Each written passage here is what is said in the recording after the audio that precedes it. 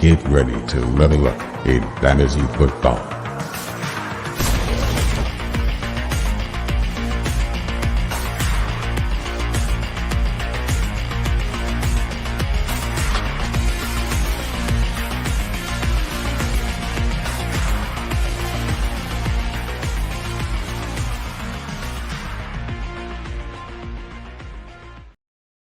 What is happening, everybody? Thank you for joining us on another episode of the Fantasy Football RPG Podcast. We're live streaming. It's happening. First live stream ever. And I'm excited to be here sitting down with my good buddies, FF Mike Cash. Mike Kashuba, how you doing, buddy? I'm great. Excited to be here. Let's talk some football. Yes, that is what we are here to do. Eric is also joining us, a corn dog on sleeper. How you doing, man? I'm doing good, Corey. I am barely awake, but ready to talk some football. Well, I will. I'll just yell into the microphone a lot to wake you up. How about that? Correct. All right. And last but not least, we got Evan Lowe in the house. EP Lowe on sleeper. How you doing, Evan? Doing pretty good. It's been a long day, so I've been known for falling asleep in 10 seconds. So I may do this. We'll see.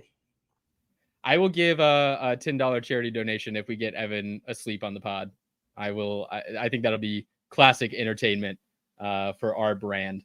But I'm excited to get into it, guys. Excited to be on YouTube live streaming. I see one eyeball, so we at least have one person looking at us, which is very interesting and fun. But yeah, guys, let's get into things here with a little bit of a cold open question that I had, a very cold one on a hot summer day. It felt appropriate to ask you all this because I don't know. I don't know if you guys get down on the iced cream, but I am an iced cream lover. And personally, I just want to know everyone's favorite ice cream flavor. Mike, do you have a favorite you'd like to shout out? I would love to. Mint chocolate chip. It's delightful. It gives a little like minty flavor to cool off in addition to the ice. Do you call it iced cream or ice cream? I think it's ice cream, but iced cream just sounded fancier. So that's just, it kind of rolled off my tongue like that. I feel like if I was in Europe, it'd be called iced cream, but I think, that sounds right. Mint chocolate chip. Eric, what you got? I do enjoy some mint chocolate chip. That's way up there for me. But I think if I had to pick a favorite, it would probably be cotton candy. I got hooked on those like cotton candy Dippin' Dots, and now they have ice cream that's the exact flavor of it without it being Dippin' Dot form, and it's super good. Dippin' Dots is goated. It's a very, very good ice cream treat. It is strange, though, that I think, it's been around for like 30 years, but it's always been like the ice cream of the future. And it's still like, is it still the ice cream of the future? Because it hasn't changed. We are in the future and consuming it, so I would assume it is still the ice cream of the future. Got me on a technicality. Yep, I guess you're right. Evan, what about you, man? You're not a secret lactose intolerant, are you? Nope, not at all. Good. Very, very much enjoy my strawberry milkshakes and strawberry ice cream without chunks in it. No chunky strawberry ice cream. It's got to be smooth strawberry ice cream. Did you know that strawberry used to be flavored through arsenic? I don't know, but if that's the case, give me all the arsenic and I will have a short life, but I will enjoy it. There are those things, right? I mean, it's just like whiskey, we all shouldn't be drinking it, but who's going to stop us? Evan, if you were drinking a milkshake and did not know there were chunks and you got chunks, would that be a top 5 worst day of your life moment? Oh, I would 100% ask the waitress for a new one.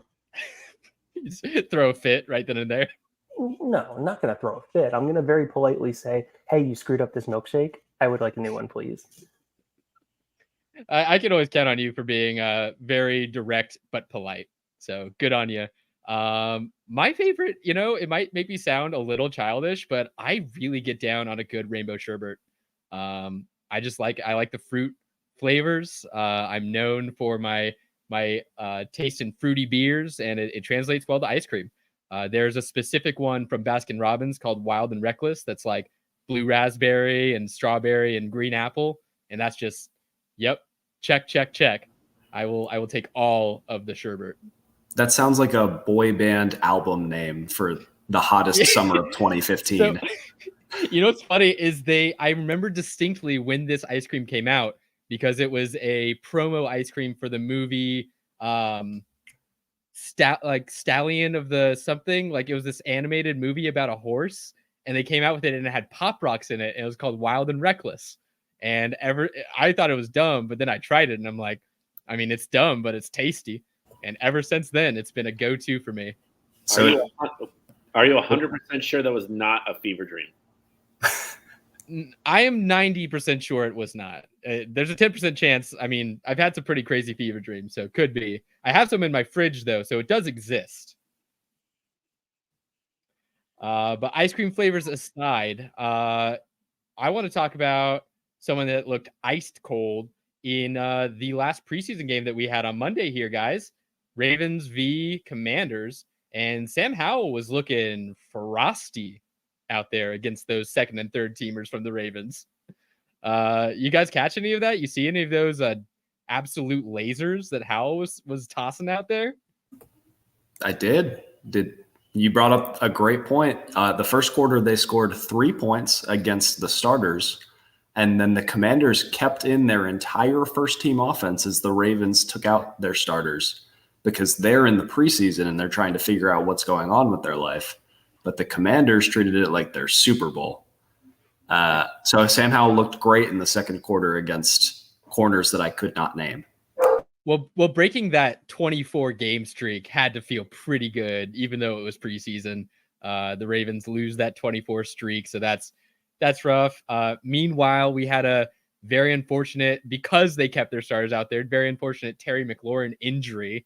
Caught a little bit of that turf toe, which I don't like that at all. I don't have a ton of Terry McLaurin, but the shares I do have, that's not what I like. Those can linger. Those can take weeks to get over. Not a fan. Evan, did you catch any of it? Eric, did you catch any of the preseason? You watch any of that? You see any Justice Hill out there? I only caught the highlights of it. I did not get a chance Okay. to watch it last night, but I could tell that Sam Howell was playing very well because I got multiple offers of Sam Howell for multiple first-round picks in different leagues. And I was like, he must be playing very well tonight because this came out of nowhere. Yeah. Well, like Mike mentioned and I mentioned, he was mostly playing against second and third teamers from the Ravens, who don't really have a great defense to begin with their ones. So like second, third team, probably not very good either. But he did look good. You know, we shall see. But I think we'll talk a little bit more Sam Howell a little later in the episode when we get to our bold, spicy takes, not to spoil anything. But let's keep moving along here. Because we had some other pretty significant news. Probably the top of the charts here was the Jonathan Taylor getting permission to seek a trade from the Colts organization, even though Jim Irsay said, ain't no way we trade Jonathan Taylor.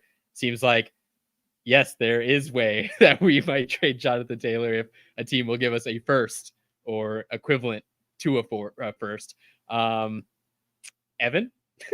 we've been kind of going back and forth about whether or not this will happen. I've just been, reminding you about certain things I've been seeing that you've obviously been seeing too, with like, oh, the Dolphins are expected to explore a trade, and the Vikings might be a good fit. You are pretty firmly in the camp, though, I think, of Jonathan Taylor's going to be a Colt, right? Yeah, I mean, I still think he's going to be a Colt. I don't think they're going to get anywhere close to what they want for him. And if you look at the compensation for next year, I mean, I would assume they're going to want more than that. If the rumors are true that they want a first for him, I think that's absolutely ridiculous. And I don't see him getting traded for anything more than a second. And I even think that's a pipe dream at this point. Yeah, I saw someone out there say maybe they include Devon A-Chain and give him in a second for JT, which I think is a little silly, seeing as they just drafted A-Chain. But, all likelihood, we can have fun predicting all we want. You're probably right. Like, realistically speaking, a team will have to trade for him, give up capital, and then also pay him, which is tough to do in this kind of market. Anyone else see any rumblings, though, about, are we kind of all on the camp, actually, of he's probably going to be a Colt? That's the most likely situation, yeah. Okay, well, I mean, we can move on from that just because, it was important to mention, but I don't think there's a lot to talk about. We will move on to a very important piece of fake news that I read earlier that Baker Mayfield was named the starter for the Tampa Bay Buccaneers. I mean, that kid, like, obviously there's some sort of irreputable organization floating that out. You know, they don't have anything to back that up, I'm sure. Oh, it came from the Bucks. Huh. Well, no matter. I mean, Baker will definitely be benched, like, you know, first half of the first game, and Kyle Trask will come in, reign supreme, as is his right. Any dissenters? No? Great. Let's move on. Last kind of piece of big news here that I really didn't want to see happen, but happened, as it seems to happen every single year for the Seattle Seahawks. Our first round draft pick is injured. Yay. I think this is like a 4-year streak. I can like name back, I think, going on 4 years, our first round draft picks that got injured in like the preseason or very early on in the season. Kind of par for the course, but it sucks, man. I mean, I'm looking at the Hawks rookies right now. Most of them are injured. Most of them. Like our other first round rookie, Witherspoon, injured. Hasn't played any preseason. Now JSN breaks his wrist, got surgery today. Expected back for week 1 is what I read, but I don't think so. Maybe if it's like a scope or something, but if he broke a wrist bone, I'm not expecting him back for a couple weeks into the season, which really, really just sucks. I was very excited for our trio of wide receivers, but now it seems like that is in turmoil, and I am sad. And that is why I will be drinking too many beers tonight. Cheers.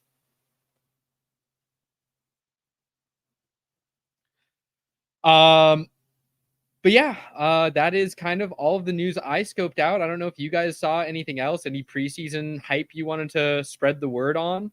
Eric, you got something for us? Just on the JSN point, I think it was pretty well pushed that he's probably going to be back for week 1. I just thought this was interesting. I like usually stream the Rich Eisen show when I'm at work. I'll just have it in like my earbud and listen to it as I'm working. And Peter King was on, and what he does is he goes to a whole bunch of the training camps every year, and usually has some pretty good insights because he goes to the practices and sees what they're doing. And they asked him what his biggest takeaway was so far this year. And he said, I'm surprised I'm saying this, but JSN for the Seahawks is going to be a problem for the rest of the league. He said he could not believe how good and elite he looked in practice, and that he already knew he was good, but to see how good he looked against other Seahawks players in practice, he said he's going to be special. So, I mean, we can all take that as we will, but for that to be his, I'll take it as gospel, man. I'm with you. I thought it was interesting. Yeah, I obviously follow the Seahawks news beat maybe a little closer than everyone else here because I am in Seattle and I am a fan.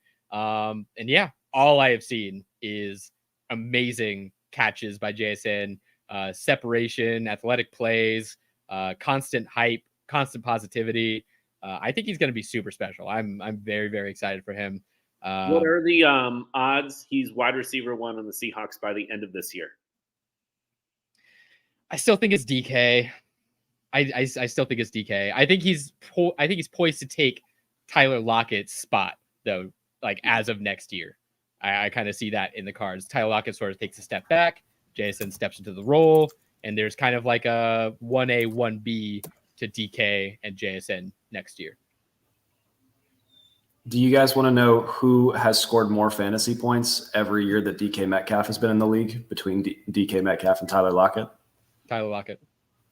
Every single year. So inheriting that role is maybe he doesn't look like the wide receiver 1. Maybe he doesn't have a 6-pack abs and Skittles, but wide receiver 1. Look, I'll give you this. Wide receiver 1 on the team, I think, is Metcalf in terms of the looks and the progressions.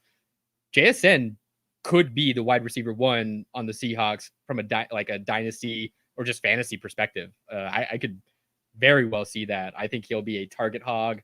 I think he'll be super efficient. I think he'll take slot snaps. So yeah, I count me super excited. It sucks that he broke his freaking wrist in the preseason. I saw the screenshot of the play that had happened. It sucks. Like he just literally lands on his wrist in a bad way. It just sucked. Going back, I mean, we had JSN, and then last year we had D. Eskridge. Year before that, I think it was Marquise Blair or something, like a first round safety. I think we had, and then year before that it was Penny, and they all get hurt every single year with the Hawks. So it sucks. You'd think I'd get used to it by now, right? Like the pain would dull. It hasn't dulled. It still hurts. I still don't like it. If you're a big fan of a player coming out of college in the NFL, is there a worse place they could land than Seattle because they're probably going to get hurt? Yeah. I mean, they could land on the Browns. No. Just had to torch the Browns a little bit there. But okay. Well, I'm excited to get into the big chunk of this episode with you guys, because we're going to kind of play around in Eric's domain and give you all some super hot and spicy takes. I'm very excited. I put together a couple extra ones just in case these guys have similar takes to me. I can sort of pivot and not have to double up. But very excited to hear what you guys have to say. And look, I mean, Take Master himself, the spicy general. I want to hear Eric's first spicy take first. Eric, throw it down. I am all about the hot and spicy takes, hot and spicy poops, whatever you need. But my very first one, I'm going to start a little bit easy, is I have a really, really good feeling about this guy. And I thought he was going to be one of the top wide receivers coming out of college. And then unfortunately, the cancer diagnosis happened. And he seems to be coming back very, very well. I've liked what I've seen. And I think there's a great shot that John Mechie is going to be a possible wide receiver 3 flex play this year. By the end of the year, he's going to end up in that kind of realm. I really like what I've seen. He's got a new quarterback, so he can hopefully develop some chemistry. I mean, I know Nico Collins is also there. Is Brandon Cook still there? No. Cowboys. Correct. Cowboys. Thank you. But I really like the talent and upside of John Mechie, and I could absolutely see him finishing this year as a wide receiver 3 flex play. Okay. Yeah. I mean, I think that's what you're hoping if you do have Mechie, if you drafted him. Wide receiver 3 was what you kind of had in mind as his floor. I mean, he's a first round guy, right? Mm-hmm. If not for the cancer, we would probably be already talking him praises just based off the talent alone, and whether or not he can take another step with CJ Stroud. But he kind of loses that year, and now it's a little bit more questionable. But I like it. I think there's definitely a chance from there. Rookie QBs, as Mike has pointed out several times and wrote an article about that he brings up all the time. Rookie QBs don't do well supporting their casts for their rookie season, just generally speaking. But, if all you're banking on is a flex or wide receiver play, which I think, like I said, is kind of hopefully his floor here, I could dig it. I'm with it.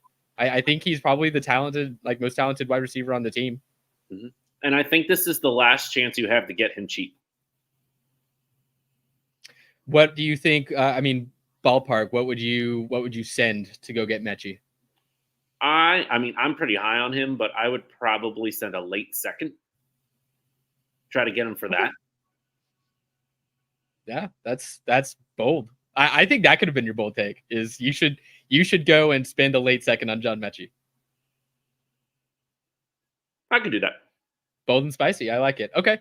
Well, let's move to Evan. Evan, do you want to give your first bold and spicy take? Yeah, so my first bold take is that Chris Olave will finish with the most air yards in football this year. Oh, wow. So you look at him, he's getting a new quarterback in Carr. He led the Saints in targets last year. He's getting a questionably healthy Michael Thomas back to potentially divert some coverage from him. And you look at the fact that he only got 119 targets last year, which I'm projecting closer to 145, 150 this year. And on top of that, he averaged 14.1 air yards per target last year, which was the most out of the top 10 wide receivers. I like it. Yeah, that's a nice take. You backed it up. I like Chris Olave a lot. I I didn't think it was super bold, so I didn't include it. But I will say I think there's a very fair shot that he outscores Garrett Wilson this year.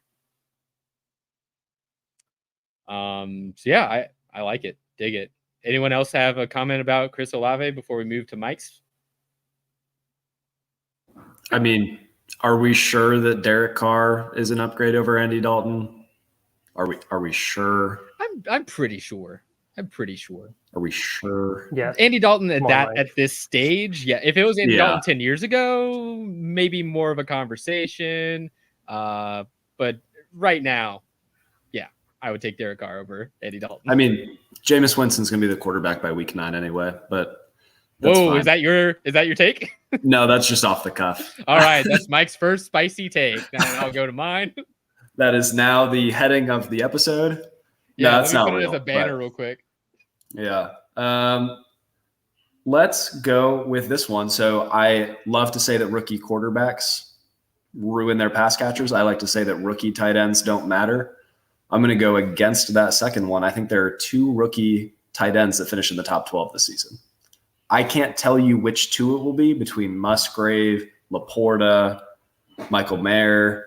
I haven't even mentioned everyone's heartthrob Kincaid, but I think there are 2 of them that could sneak into the top 12. And I think 3 of those guys are going outside the top 12 in your drafts right now. So yeah, take a swing on a rookie tight end because they're coming in more polished. They're coming in as better receivers. Like all of them went to situations that love to feed their tight end the ball. Like Las Vegas had Darren Waller before this. The Lions had Hawkinson, and they had the most tight ends touchdowns last year, even after Hawkinson left. Like these are systems that are going to feed them. And then Kincaid got the first round draft capital. So take a swing. Why not? Yeah, I mean, I think that directly coincides with what I truly believe. I mean, this was just such a great class for tight end, man. Like so many good tight ends. So I think it's a good bet to make just based on like where are you missing? Like even go as far down as like a Darnell Washington, and it's still still interesting. If Freiermuth gets hurt, like Washington has some serious upside there just with his physicality and his physical traits. So yeah, take a swing. I like that. That's a good one. Out of those guys, is Kincaid your number 1 rookie tight end, Mike? He's number 1 out of the group, but I think when we're talking about them compared to their cost, like what happened that Michael Mayer died? Like thank you. He was everyone's baby doll. He's going to the Raiders with Mike McDaniel. Thank you. Or not Mike Thank McDaniel, you. Josh McDaniels, who Yes. didn't he coach some guy named Gronk? Love to feed him the ball. Yeah, he did some rookie tight ends. That happened at some point. Yeah. He loves to feed his tight ends the ball. Jimmy G just came from San Francisco and loved to give Kittle the ball. Like, there's a lot of opportunity for Michael Mayer to own this offense. Yeah, I'm completely with you. And honestly, I think my second guy might be Laporta, and then Kincaid maybe like directly under that. But yeah, Michael Mayer, I'm still like draft capital aside, man. I mean, it usually doesn't matter that much for tight ends. Like just consistently, it seems like these guys show up even if they're taken in later rounds. So I'm still on Mayer. I still think he can be a focal point. I mean, they have Adams and really nothing else there in Vegas. But yeah, Eric, go ahead. Yeah. Well, real quick, sorry. Mayer is not Gronk by any means. I'm saying that offense. Wasn't that your take? Is that Mayer's the second coming of Gronk? Is that what you said? Yeah. No, I'm just saying that Mayer is playing in a system that likes to emphasize their tight ends, whether it's Waller, Gronk, insert name here. Even Foster Moreau looked like a thing for a while. So that's I was gonna say that's a pretty spicy take comparing Michael Mayer to the best tight end to ever grace a football field in existence ever. Non-debatable. So I actually really like the 2 tight ends in the top 12 take a lot. And I think long term, I think Kincaid personally is probably the best talent and the one I'm most excited about in the future. But if I'm going for like this year, I really like Laporta in Detroit. Mm-hmm. I think that's a great landing spot for him. I think Goff's going to feed him the ball. I'm really excited about Laporta being one of those 2 in the top 12. I don't think Kincaid will be this year, but I think down the road, if Knox moves along and he gets good chemistry with Allen, he could be the best one of the crew. But for this year, I like Laporta a lot. Yeah, Laporta's been getting so much praise. I know it's obviously camp hype buzz. Maybe none of it matters, but every time I see Lions camp news out there, it's like Sam Laporta looked amazing again. Sam Laporta is doing awesome stuff again. So I'm very excited about him. I also agree. I think he got put in a great situation. Fills that TJ Hawkinson void. I like the take. Keeping it to tight ends and seeing as you did mention him, Mike, I will give my first bold and spicy take here. And I will say that Darren Waller will be a top 3 tight end in fantasy this year. I love the dichotomy between Brian Dable and getting his quarterback a high-powered weapon, and that quarterback taking a second step, and that high-powered weapon looking awesome. I'm not trying to sit here and compare Darren Waller to Stephon Diggs, but they should both be the target. I mean, Stephon Diggs was the target leader, the wide receiver 1. I think Darren Waller will be that for Daniel Jones. And Mike, with all of your love and hype for Daniel Jones, I mean, I'm right there with you. I also really like Daniel Jones. I've always kind of said that he's sort of the poor man's Josh Allen. Even before Dable went to New York, I was saying that because of that sneaky rushing upside and that big arm. And I think that Darren Waller eclipses all the other pass catchers on this team. He'll be a target hog. We'll see Darren Waller, return to form back when he was in that conversation with Andrews and Kelsey. As long as he stays healthy, which that's kind of what I'm betting on here with this take, is that he will stay healthy and play most of the games. If he does, he will be a top 3 tight end in fantasy football. I like it. I mean, there's clearly at the top, we still have Kelsey and Andrews though, right? Or are you saying there's a chance Andrews falters, Hawkinson? I'm saying that I don't think he'll be number 1, but I think he could be number 2. I think he'll be either 2 or 3. I'll buy that for a nickel. Awesome. Well then, let us go ahead and bring it to our second takes, and we'll just go around the horn the same way. Eric, why don't you go ahead and throw it down? All right, we're about to get a little more spicy up in here. Not quite. Is it ramping up? Is like a ghost pepper? It like ramps up in heat? Almost. Ghost pepper is going to be the last one. But this is probably the one I feel the most sketchy about, but the one I could really see it happening too, is I could see Miles Sanders on the Carolina Panthers being an RB1 top 10 running back this year. I really like that offensive line that they have in Carolina. They have a rookie quarterback with a smart head coach, which I think will want to run the ball a lot and keep it away, not have to let Bryce Young take too many hits, protect him a little bit this year. Also, he's reuniting with another Eagles coach, which is the coach that he had the most catches for in his career in one season, which I believe was 50 his rookie season with the Eagles, if I'm correct.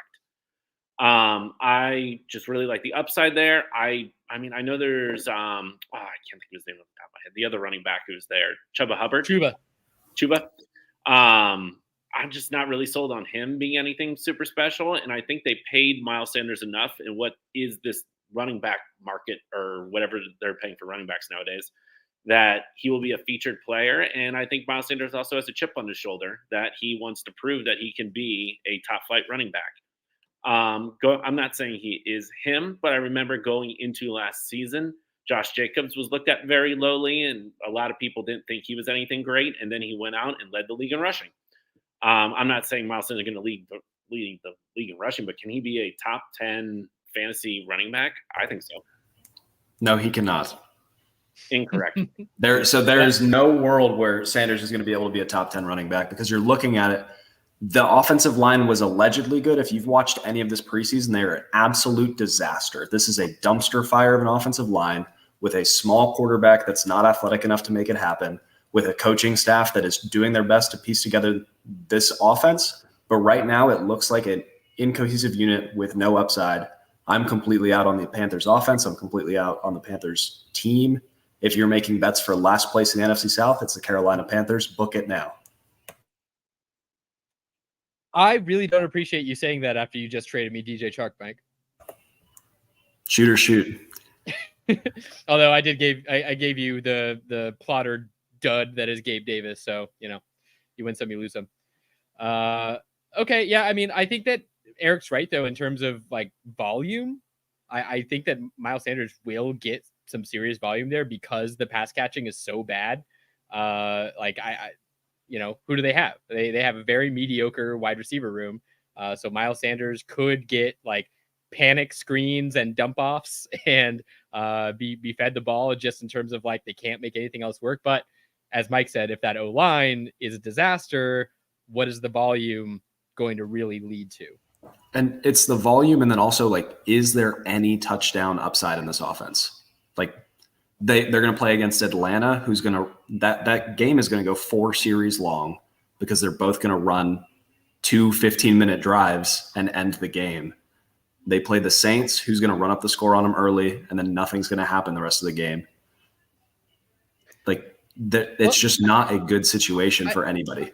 I'll also say though, like the Panthers have a pretty decent defense, right? Like they have some playmakers there, and if they can keep games like kind of on that side of things where the defense is sort of stopping the other team from scoring a lot of points, maybe all they really need to do is pound the ball with Miles Sanders, and maybe that's how it works out. Maybe Miles Sanders is good enough to overcome the terrible O-line.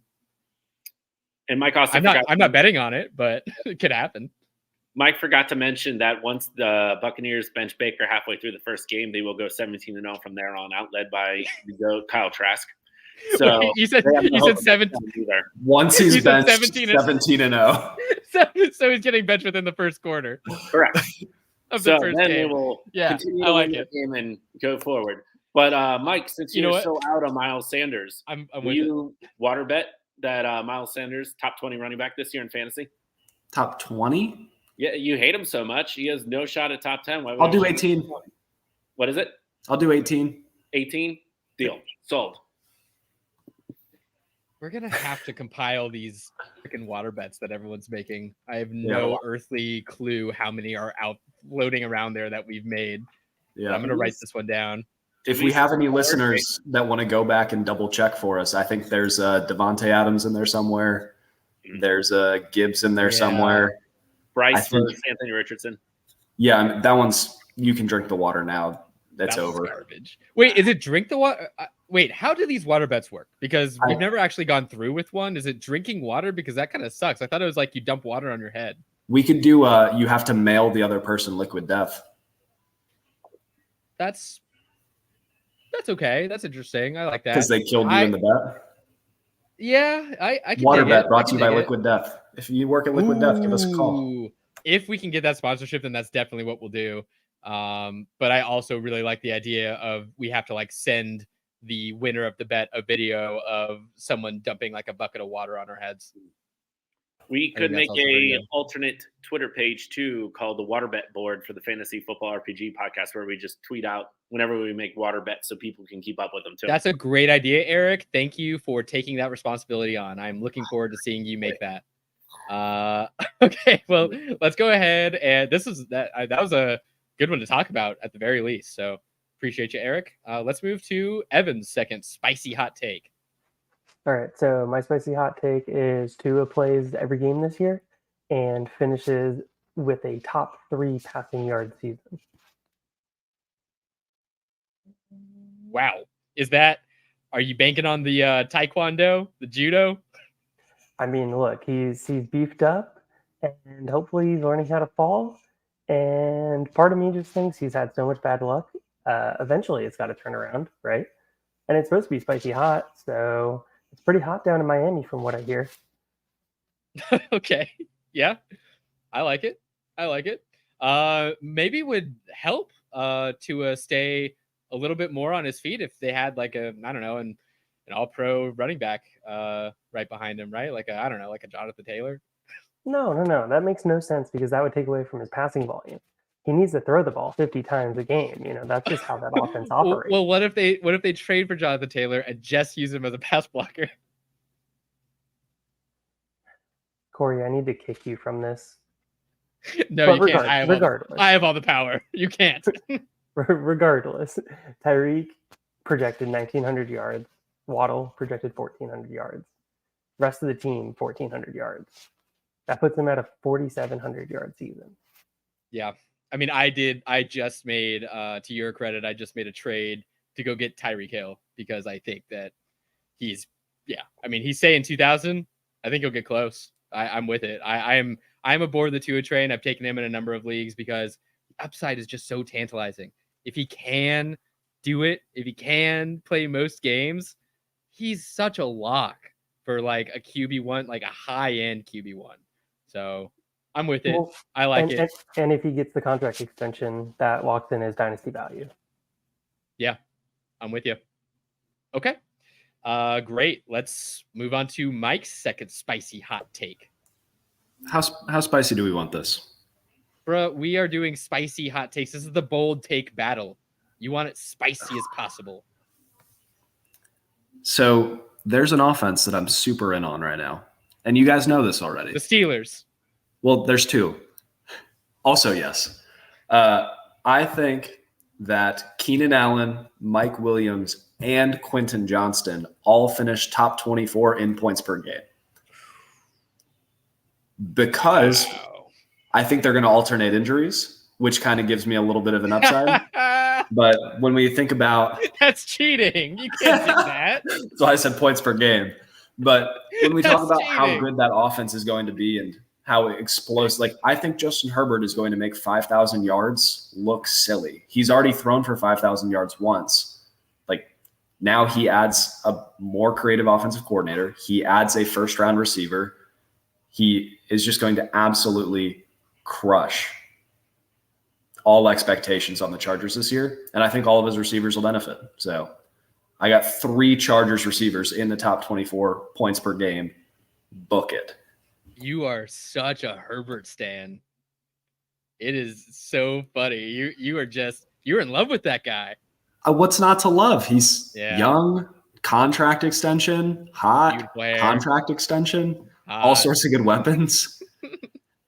Herbert, if you're listening, shoot me your number. We can talk. God, if we could get one person to do our intro for us, I would 100%. I would do $100 personally to do Justin Herbert. Let me check Cameo when we're done. I like that no one caught me on saying I would pay $100 to do Justin Herbert. Thank you for not mentioning that. Let's move on. Well, you did. Anyway, what's your next take? At least we're not live. I gotta get used to this whole live format thing. Okay, yes. My second spicy hot take. I got one that I like a lot. I hope it's spicy. I think it is. I think it'll shake some minds up here a little bit. I think that when you look at the dynasty wide receiver landscape, there's obviously, I mean, we've talked it a whole bunch. The top 2 guys in their own tier, Justin Jefferson, Jamar Chase. I think there will be a third wide receiver entering that tier come the end of this fantasy football season. And his name is Amon-Ra St. Brown. I think by the end of the fantasy football season, Amon-Ra St. Brown will be the consensus wide receiver 3 in dynasty fantasy football. He is going to eat this year. Jameson Williams is a knucklehead, suspended, nothing. Jahmyr Gibbs should open things up because he is also going to be a problem. The Lions have a top 5, top 3 O-line, which is where Jared Goff thrives. And we've already seen it. We've already seen Amon-Ra be an absolute target monster on the Detroit Lions. And I think he will complete his ascendancy this season. I'm seeing 1,300 yards and 11 touchdowns from my man. What do we think? I'm in. I have no feedback because I think that offense is going to be nasty. And St. Brown he's the only guy left standing at this point. So other than fighting for targets with Laporta, who will finish as a top 12 tight end to help me out, I think it makes a lot of sense. And I think that his draft capital has held off us putting him in that tier. Yeah. But 3 straight years of, he finished the back half of year 1 nasty, year 2 unstoppable. Now if he has a solid year 3, like, throw him in the tier. Why not? Praise the sun. Great. Anything else before we? Yep. I was just going to say, as somebody who, I'm a Bears fan, so I watch the NFC North all the time. I'm used to not having giant offensive outputs from players that weren't the Packers, because it's usually a defensive-driven division. But across all 4 teams, no defense really stands out that's going to stop them. There's actually some pretty potent offenses in the NFC North this year. And I could absolutely see the Lions putting up huge offensive numbers just to keep up in games, or probably outscore the other team in games, which I'm used to defensive slugfests. And it's actually going to be very weird for an NFC North fan this year. Yeah. The Lions are like my second NFC team that I really, really, truly love. If I wasn't a Hawks fan, I'd probably be a Lions fan.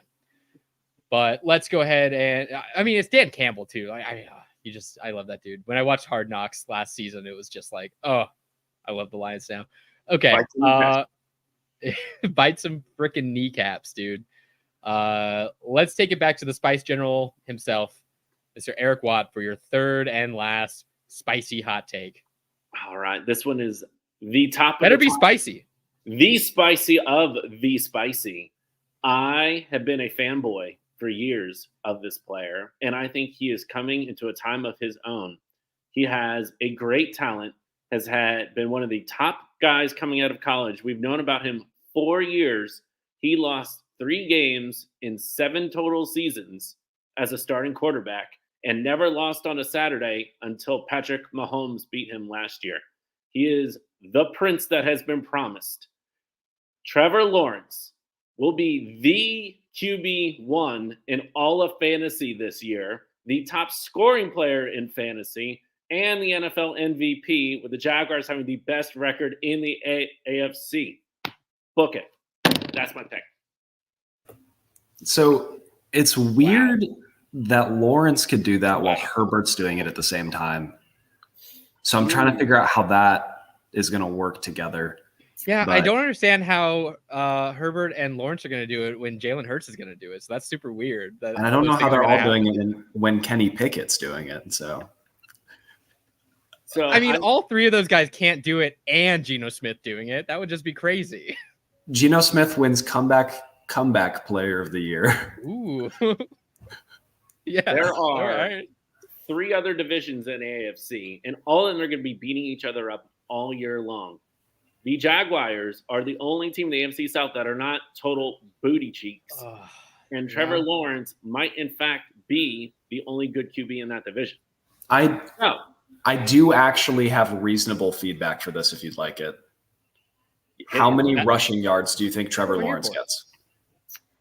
I could see Trevor Lawrence being somewhere in that 20 to 30 rushing yards a game, which isn't a ton. But I also could see him running in some touchdowns in the red zone. I think he's going to be throwing it all over the yard. I love his weapons this year. I think Ridley's going to come back strong. Kirk is a great wide receiver too, if Ridley comes back as a wide receiver 1. Engram's nothing to shake your nose at. I like him in the tight end slot. And then you have ETN doing burst plays, and he can also catch the ball too. I just think there's a ton of opportunity for Trevor Lawrence to put up stats this year. And they don't have a lot of competition holding them back in their division. And I think they can stack a lot of wins and a lot of points together. He needs to either lead the league in touchdowns by a lot or rush for 500 or more yards. So I think you're really banking on the Ridley effect here, or T-Law just taking another step forward, which 100% available. Like, he was the prince that was promised. So it's possible. Kind of surprising. I would expect a lower number, but he did have 300 rushing yards last season. Trevor Lawrence did. So if you even add 100 to that and another 10 to 15 touchdowns from him progressing in the offense improving. Only had 25 passing touchdowns, so that's kind of the other part of the equation. But if he can double the touchdowns or double the rushing yards, then if he can just have an outlier improvement, then we're in. Okay, but if he can double the rushing yards and the passing touchdowns, Woo! It's coming. The prince has been promised, and he has arrived. That's cool that he'll still come in second to Herbert, but that's fine. Well, how many rushing yards is Herbert going to get, Mike? Rushing yards, I'm not worried about that because he's going to throw for 6,000 yards. It's 100 touchdowns, 6,000 yards. 6,000 yards, 75 touchdowns makes Peyton Manning's best season look like child's play. Yeah, I mean, I like the take. I mean, I love some Lawrence. Yeah. So I'm with you there, Eric, in terms of like, is there a 0% chance? No, I think it's more than a 0% chance. Yeah. He is, as you've said, the prince that was promised. I love using that colloquial from Game of Thrones, even though it's a trash series, still a good book, but incomplete.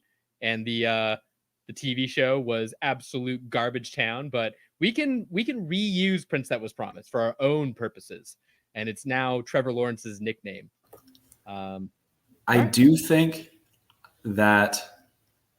Oh shoot! What was I going to say about this? I think that Trevor Lawrence has a chance to get into this QB1 range. What's weird to me is that fantasy drafters and redraft right now are looking at the quarterbacks 1 through 5 and they're pushing them way up draft boards. But 6, 7, 8 right now is Trevor Lawrence, Justin Fields, Justin Herbert. I think that they all have just as good a shot to be a top 3 quarterback as being quarterback 9, 10, 11. So redrafters, take those guys. Yeah. Yep. For sure. All right. Let's keep it moving. Evan, you got one more spicy hot take, man. Make it count. Yeah, so I'm not quite sure how spicy hot this is, but I like the Texans to be over 6.5 wins. And they're projected to be the second overall pick. So everybody thinks that they're going to be a bad team. And I think they improve with the head coaching change. I think they improve with being able to get Will Anderson. They improve with being able to have a rookie quarterback. I know Mike hates rookie quarterbacks, but I very much think that the Texans play in one of the worst divisions in all of football. And if we want to get even spicier, I'll go ahead and say that they will have the second best record in that division. Colts, no, not Jaguars being number 1. Yeah, Jaguars being number 1, Yeah.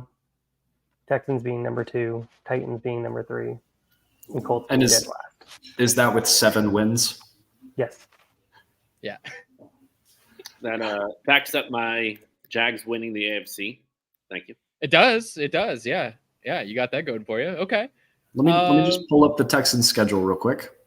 Look, before I got super hooked on Anthony Richardson after watching way too much of his tape and just obsessing over his analytics, I was CJ Stroud QB1 like way back when, way back when, pre-draft. I still really like CJ Stroud. I think that he can elevate the team. I think it's possible. So I don't hate the take. I think it's a kind of an uphill battle. I mean, like Mike will back me up. It's going to be tough. It's possible, though. Will Anderson is a great piece, and now they have CJ Stroud at the helm. Wide receivers seem lackluster, but maybe. Do you think that they make the damage? Like, are they squeezing these wins out with like defensive play? Like you're thinking like a DeMeco Ryans kind of situation, kind of elevates the defense? Yeah, I think it's 100% defensive play. I think Anderson gets pressure on the quarterbacks, and Stingley Jr. is just an absolute monster and takes the next step as the corner for them, the clear corner one. So I just ran through their schedule real quick. Just from the top, I'm going to go through all of the wins that are possible. They play the Colts twice. They play the Falcons. They play the Saints, the Panthers, the Buccaneers. They play the Cardinals. Maybe they steal one against the Jags, the Broncos if they implode. They play the Titans again twice. And they play the Browns, which that's a win. So this could be a 10-win team by accident. If they're just medium. If they're just medium. Which I didn't think I was going to say when I came on the pod today. I love it. That's a great take. Okay. I like it. All right. Let's get to Mike's third and last spicy hot Reaper pepper take. Let's go. I would like to play a game with you guys. Would you like? I have the ADP of everybody from ESPN's live ADP. And we're just going to play a game of smash or pass. Smash if you'll draft them, pass if you won't. Okay? Smash. Shoot. Cool. Sorry. Smash. Kenny Pickett, quarterback 19. Smash. Smash. Deontay Johnson. Redraft. Wait. Redraft. Redraft. Smash. Still smash. Smash. Pass. Evan, you're muted. Deontay Johnson, wide receiver 27. Ooh, Pass. right on the money. Pass. Eric, if you're in on Pickett, you got to be in on Deontay. I'm more on Pickens. Smash. Pickens, wide receiver 31 after Deontay. Smash. Smash. Smash. Pass. Pat Freiermuth, Overrated. tight end 9. Smash. Pass. Smash. He was the tight end 8 last year. Pass. Nobody cares about tight ends. Najee Harris, RB 12. Or if you don't like Najee Harris, Jalen Warren, RB 47. I don't care about Smash. Ready? Smash. My spicy hot. Definitely not a homer pick. That's why I didn't wear my Steelers jersey Oh, tonight. is this a First time on the Steelers pod. pick? You The can't do Steelers- this, Mike. I'm recording this. I'm screenshotting this. Every single player that I just listed beats their ADP this year. Because the best way to win in fantasy football is to find an ascending offense. I have found that rookie quarterbacks tank their offense. And then if that quarterback improves the next year, every single player is a value. Look at the Jags last year. Everyone was like, man, I'm out on this. Christian Kirk sucks. Christian Kirk finishes a top 12 wide receiver. I never said that. I never said Christian Kirk. Zay Jones finishes the wide receiver like 27. I've never said Zay Jones sucks. Last year, I bet you did. Zay Jones. I bet No, everybody said I want nothing to do with the Jags offense. Nope. I was always in on Zay Jones. You heard it here first. I just think that these are, people were burned last year by the Steelers offense, rightfully so. Now they're out. And while everyone else is out, I'm in. The Steelers offense, every single piece beats their ADP. Screw it. Darnell Washington's going as the tight end like 36. Smash. Smash. Okay. I just like saying smash. I like it. No, I get what you're saying. I mean, if you believe that the offense will take a step forward via Kenny Pickett taking a step forward, then logically speaking, everyone should take a step forward. Rising tide rises all ships. I'm with you. The Steelers' yellow tide. I am with you on every single one of those players except Deontay Johnson. I am pretty down on Deontay Johnson. I'm also just I have Deontay Johnson fatigue. I'm almost kind of sick of it. Like he finished as a wide receiver 30 last year and didn't catch a single touchdown. Yeah, exactly. He didn't catch a Give him 2 touchdowns. He's in the top 27 wide receivers. I've been hoping for Deontay Johnson, like wide receiver 2. It just feels like for too long. You said he's the only one that I'm like, I'm just fatigued. I'm tired. You said he was wide receiver 27, right? Yes. I hope he's sitting at wide receiver 28 and drops a touchdown pass at the end of the season to finish wide receiver 20. I will cry for many reasons. I have another take if you guys don't like the Steelers homer pick, but I can save that. I like it, but if you want to double up and give another one, I'm going to give one to Corey real quick and also plug, hey, check out the comment in the description. Pete Carroll ruined my fantasy team. I think Zach Charbonnet is going to outscore Kenneth Walker this year in total fantasy points. Okay. How do I kick you from the pass catcher? Studio? This is in PP. This is in full. I can PPR. ban you from the studio. Oh, never welcome back. Full PPR. He catches passes. He runs in touchdowns. He's got me hot and bothered. He was my RB2 coming out of the draft. He just went to the worst landing spot possible. Like, Pete Carroll is unpredictable and silly, and Zach Charbonnet does the right things and has every right to be on the field every play. So I think he does it. No, but I appreciate your gusto. I have one more thing for that too. Soft tissue injuries in the preseason do not bode well for the player. moving into the season. Lower extremity especially. So when you're looking at a groin injury in the preseason that we haven't seen Kenneth Walker play, there's a very good chance that they just put him on ice, they rest him, he's on a pitch count. Any of those things can happen, and now we're looking at Zach Charbonnet. So Yeah, that's why DJ Dallas will be RB1. I would scream. Yeah, I mean, I like Zach Charbonnet too. The problem I see is that Ken Walker, injuries aside, pitch count aside, I just think he's like clearly the more talented guy, like the more explosive guy. And I think he just, again, injury aside, I think he has that like touchdown, like 80-yard run upside every single time he's on the field. So yeah, it's tough, right? Because I have to like Zach Charbonnet, and I do like him, but I have to like him even more because he's a Seahawk. I like all of our RBs, but they're all getting hurt, and it's tough. I'm obviously like a huge Kenneth Walker guy. But yeah, I feel you. I had a take about Kenneth Walker on here, but I don't want to be a homer.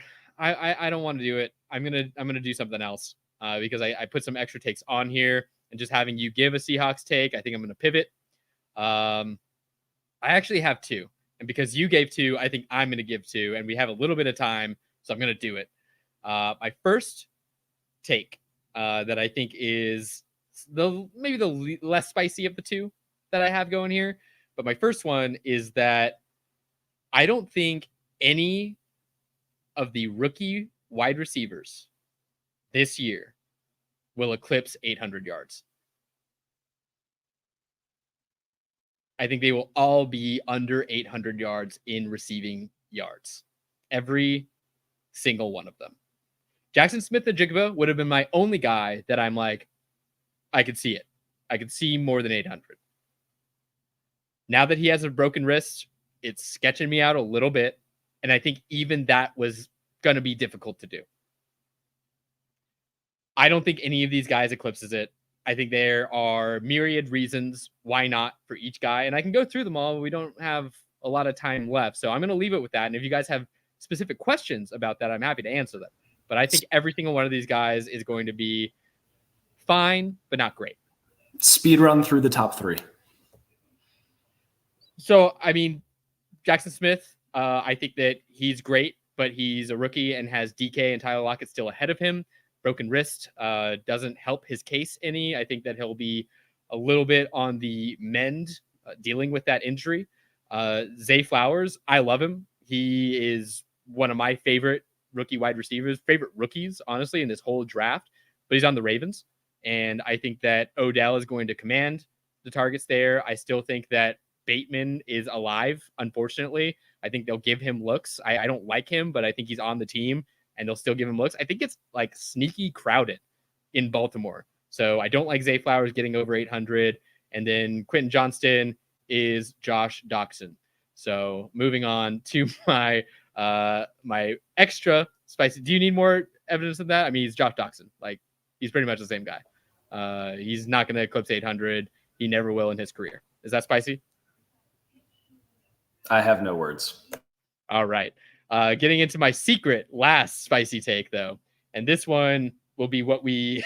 I like that quote that you put in there. This one will be the one we go out on. I have said it, and I will continue to say it. You can claim my Hawks bias all you want. It has nothing to do with that. It has everything to do with what I have seen out of Russell Wilson after he, honestly, was still on the Hawks. His last year with the Hawks, his first year with the Broncos, what I have seen out of his last 2 years, I think he is done. I think he is done and dusted. I think that week 5, 6 on a Sean Payton offense, if they go 1-5, 2-4, I think you're going to be looking at Jared Stidham as the Broncos QB1. That's spicy, but I mean, I can get spicier. Is there a good track record for 30-something-year-old quarterbacks who are coming off of a bad season? There's not a lot of bounce back opportunity at, signing up for AARP. I can get spicier. Get spicier. We got 30 seconds. I think that the Seattle Sea Dragons QB legend, Ben DiNucci, will be the QB1 for the Denver Broncos, Week 7. Book it. So everybody, the ones that we actually brought to the show, we will be doing a shot at the Sloppy Cast for the end of the football season if we got them wrong. So be sure to book this I forgot episode. about that. Oh no. Oh wait, hold on. And now Ben DiNucci is going to get Corey royally messed up. So anybody have any saved rounds, funny takes, or something else they want to bring up? Eric, what you got? I'll take a shot of Everclear for that one. Point out to Corey that I have 245 million reasons why that is very wrong. But I will also water bet you right now, Corey, right here on the spot. When we hit Week 6, the Broncos will have a better record than the Jets. Oh, dude. Let's make it a Everclear bet. Done. Handshake. A Buffalo Trace bet. Ooh, that's a better one. Sponsored by Buffalo Trace. Use code FFRPG at checkout. I wish. One of these days. All right. Well, that does conclude our podcast for the day. Appreciate anyone who stopped by and check it out. And we will keep the live streams a rolling. I think it's a fun format. Definitely keeps me on my toes for having to moderate things. And I think it brings out the best in all of us. Except Corey's last name. Oh, I didn't. Sorry, I didn't hear you there, Eric. We're out of time. Thank you for checking us out, everyone, and have a great night. Goodbye. Wow.